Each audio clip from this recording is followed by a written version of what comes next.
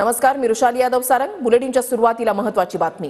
मी काही राजीनामा वगैरे दिलेला नाही असं म्हटलेलं आहे धनंजय मुंडे यांनी। राजीनाम्याच्या प्रश्नावर धनंजय मुंडेंची प्रतिक्रिया आहे, तर नैतिकतेच्या आधारावर निर्णय घ्यायला हवा असं खासदार सुप्रिया सुळेंनी म्हटलंय।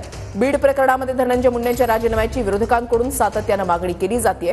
राज्य मंत्रिमंडळाच्या बैठकीला अगदी काही वेळातच सुरुवात होणार आहे आणि या बैठकीसाठी काही वेळापूर्वीच धनंजय मुंडे हे पोहोचले आणि यावेळेला पत्रकारांनी त्यांना प्रश्न विचारला असता मी राजीनामा दिलेला नाही असं त्यांनी म्हटलंय।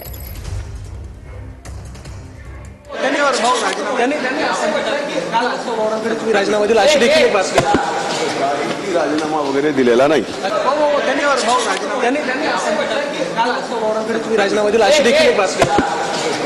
राजीनामा वगैरे दिलेला नाही।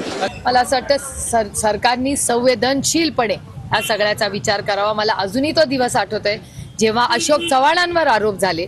नैतिकता बघून काँग्रेस पक्षाने आणि अशोक चव्हाणांनी तेव्हा राजीनामा दिला होता।